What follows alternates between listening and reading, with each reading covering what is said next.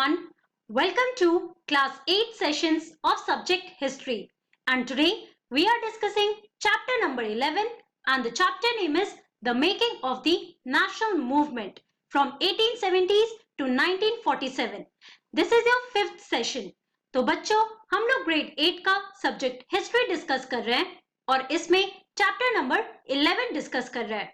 Chapter का नाम है the making of the national movement from 1870s to 1947 और ये आपका फिफ्थ सेशन है. So let's start with it. तो एक बार ब्रीफ रिकैप कर लेते हैं कि लास्ट क्लास में हमने क्या क्या कंप्लीट कर लिया था and after that we will continue with our session. तो बच्चों लास्ट क्लास में हमने बात किया था about the split of Congress. तो हमने देखा कि कांग्रेस स्प्लिट हुआ कब 1907 में और इसे हम सूरत स्प्लिट भी कहते हैं. क्यों? क्योंकि इस टाइम पे इंडियन नेशनल कांग्रेस का सेशन कहां हुआ था बच्चों? सूरत में हुआ था. और उसी टाइम पे जो कांग्रेस है वो डिवाइड हो गया था टू ग्रुप्स में. अब एक ग्रुप था मॉडरेट्स का और दूसरा ग्रुप था एक्सट्रीमिस्ट का. और आप लोगों को मैंने कुछ इंपॉर्टेंट लीडर्स के बारे में बताए थे. अगर हम एक्सट्रीमिस्ट लीडर्स की बात करते हैं तो उसमें हमने देखा था बाल गंगाधर तिलक, बिपिन चंद्र पाल एंड ऑल्सो लाला लाजपत राय. और अगर हम मॉडरेट्स की बात करते हैं तो फिरोज शाह मेहता, दादा भाई नारोजी, राइट, सुरेंद्र नाथ बैनर्जी, ऐसे बहुत सारे इंपॉर्टेंट लीडर्स थे. ओके और गोखले. तो ये सारे इंपॉर्टेंट लीडर्स थे मॉडरेट्स के ग्रुप में. तो उनके व्यूज काफी डिफर होने लगे थे अगेंस्ट दी ब्रिटिश गवर्नमेंट और इसी की वजह से ये दोनों ग्रुप का विभाजन हो गया था 1907 में. फिर हमने देखा the growth of mass nationalism. और अगर हम मास नेशनलिज्म की बात करते हैं तो इसका क्या मतलब होता है? मास यानी कि public.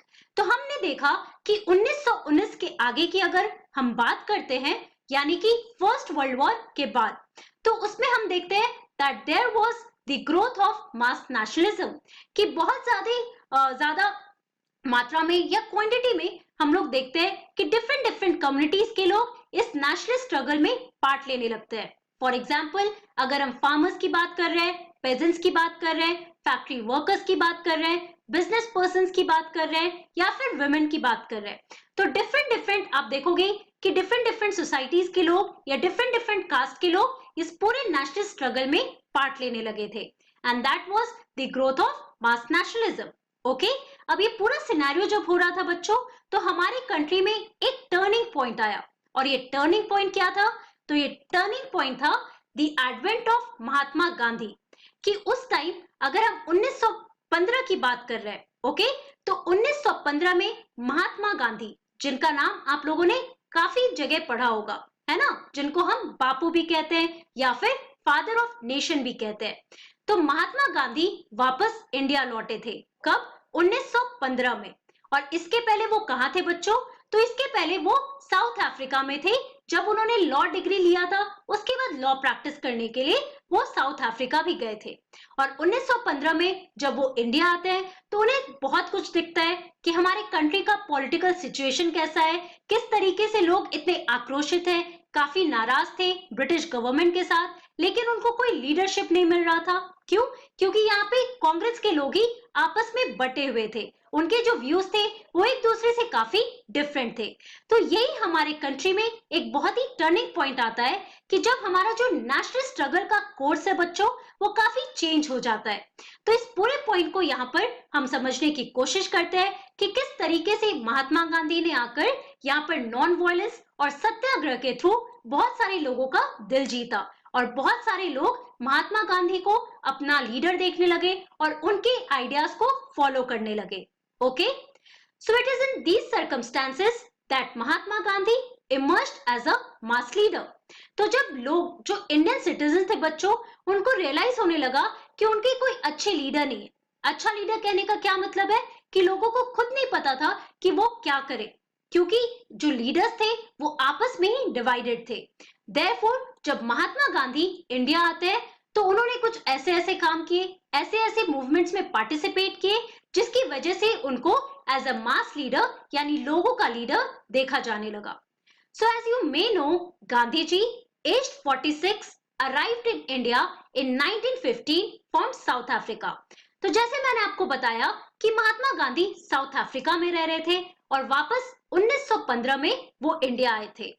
Having led Indians in that country in non-violent marches against racist restrictions, he was already a respected leader known internationally. तो अगर हम साउथ अफ्रीका की बात करते हैं और महात्मा गांधी का वहां पे क्या रोल रहा था उसके बारे में हम बात करते हैं, तो हमें ये पता चलता है कि वहां पे उन्होंने बहुत सारे मूवमेंट्स किए थे। किसके लिए? तो वहां पे जो इंडियंस रह रहे थे उनके साथ जो व्यवहार किया जा रहा था बच्चों, जो रेसिज्म वहां पे फॉलो किया जाता था, उसकी वजह से महात्मा गांधी को काफी गुस्सा आया और उन्होंने रियलाइज किया कि इस लड़ाई को वायलेंस के साथ नहीं जीता जा सकता है, मतलब लड़ाई झगड़े के साथ नहीं जीता जा सकता है। So he followed the path of non violence, कि बिना कोई लड़ाई के हुए सत्याग्रह यानी कि सत्य का आग्रह करना। तो अगर हम सत्याग्रह पॉलिसीज को अपनाएंगे, सत्य के राह पर चलेंगे, तो हमें आजादी जरूर मिलेगी। और इसी सोच के साथ वो इंडिया में आए और उन्होंने इंडिया में भी अपने इसी थॉट को लोगों के पास ये जागरूक किया।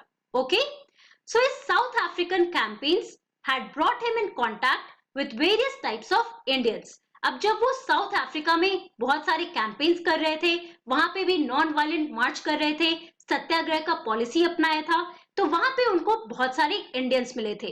अब ये कौन थे? तो they were Hindus, Muslims, Parsis and Christians. तो different communities, different religious communities के लोग से उन्होंने मुलाकात की। Also Tamils and North Indians and upper caste merchants, lawyers and workers. Here this is the picture of Mahatma Gandhi when he was coming to India.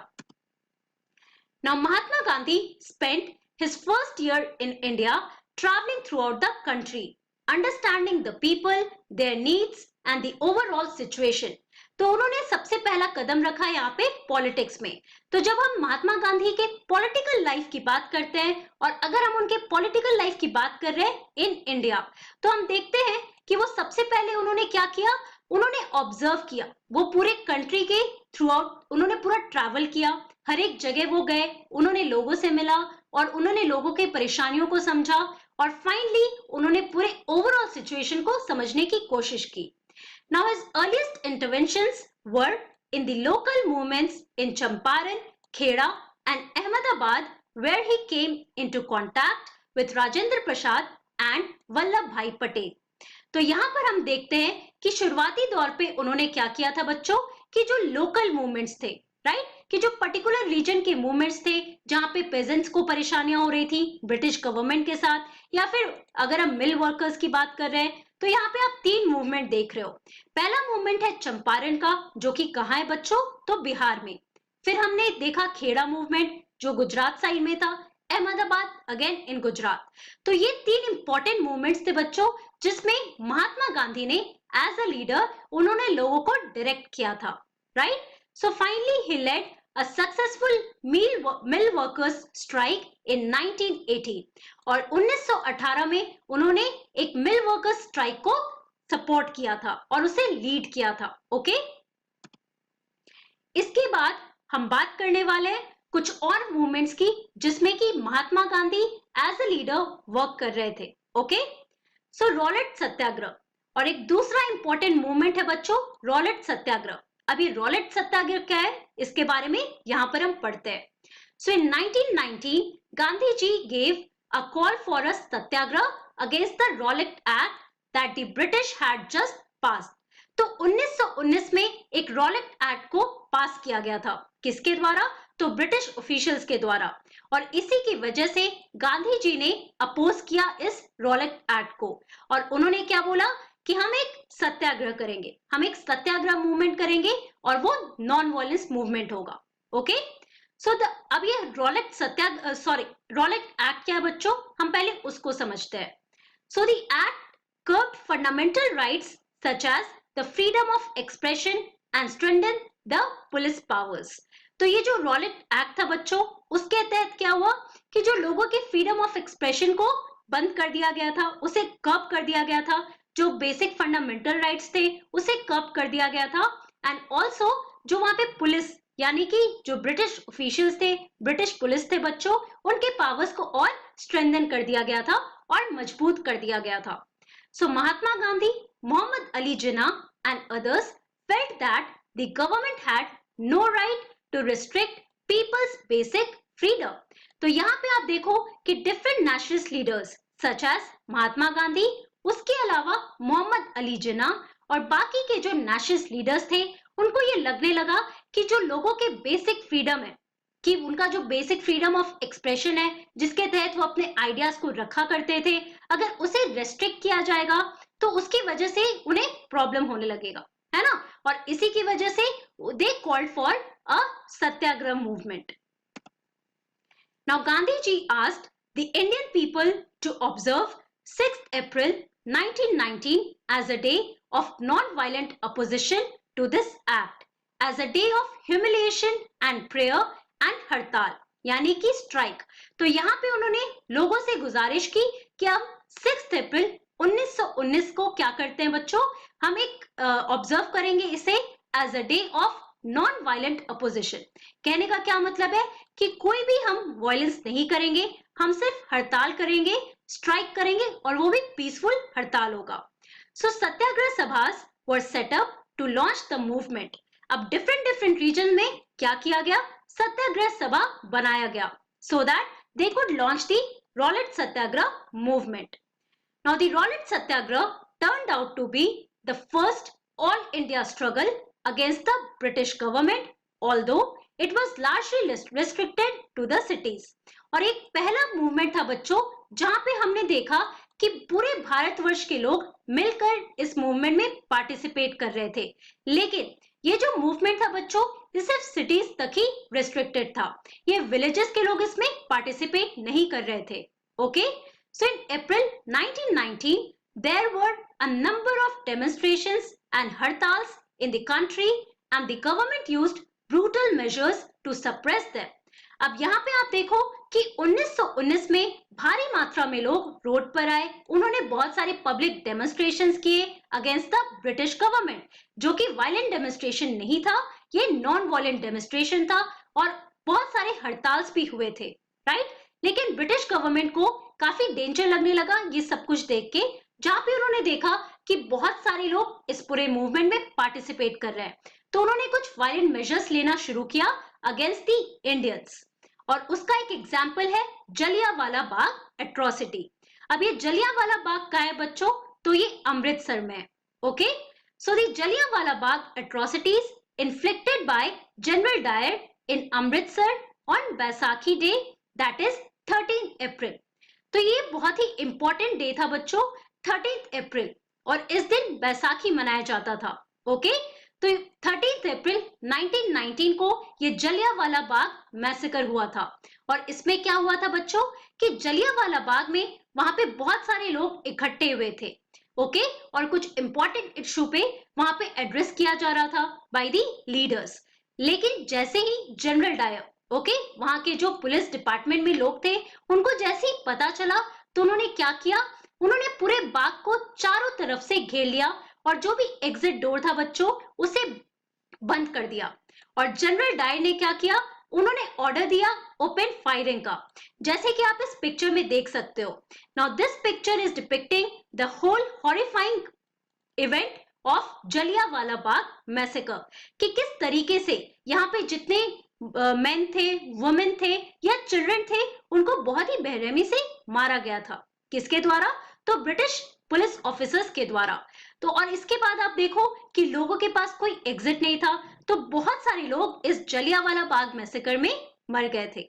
Okay, so on learning about the massacre, Rabindranath Tagore expressed the pain and anger of the country by renouncing his knighthood।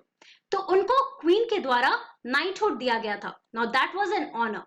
लेकिन रविंद्रनाथ टैगोर को जब पता चला कि किस तरीके से जलियांवाला बाग में लोगों को मारा गया है, तो उससे वो काफी गुस्सा हुए थे and also he was really hurt, और इन्होंने अपना नाइटहुड वापस कर दिया था। Okay, also during the Rowlatt Satyagrah, the participants tried to ensure that Hindus and Muslims were united in the fight against the British rule। और ये सत्याग्रह जो था बच्चों, जो कि रॉलेट सत्याग्रह था, उसमें जितने भी पार्टिसिपेंट्स थे, उन्होंने ये इंश्योर किया कि जो भी हिंदूज हैं और मुस्लिम्स हैं, डिस्पाइट द फैक्ट कि वो डिफरेंट कम्युनिटीज से बिलोंग करते हैं, डिफरेंट रिलीजियस कम्युनिटीज से बिलोंग करते हैं, वो एकजुट होकर, बिल्कुल यूनाइटेड होकर ब्रिटिश रूल के अगेंस्ट वो फाइट करें ताकि उन्हें जल्दी ही आजादी मिले। ओके, तो आज की क्लास में हमने क्या पढ़ा? In today's class we talked about the advent of Mahatma Gandhi कि 1915 में महात्मा गांधी भारत वापस आए थे और किस तरीके से उन्होंने पॉलिटिक्स ज्वाइन किया था इंडिया में। और उसके बाद हमने पहले सत्याग्रह मूवमेंट के बारे में पढ़ा, that was the Rowlatt Satyagraha, that took place on the event of this Rowlatt act. Okay, और फिर हम लोगों ने जलियांवाला बाग मैसेकर के बारे में भी पढ़ा था। तो बच्चों, अब इसी टॉपिक को हम अपने नेक्स्ट क्लास में भी कंटिन्यू करने वाले हैं। So that's all for today. Thank you very much. Have a nice day.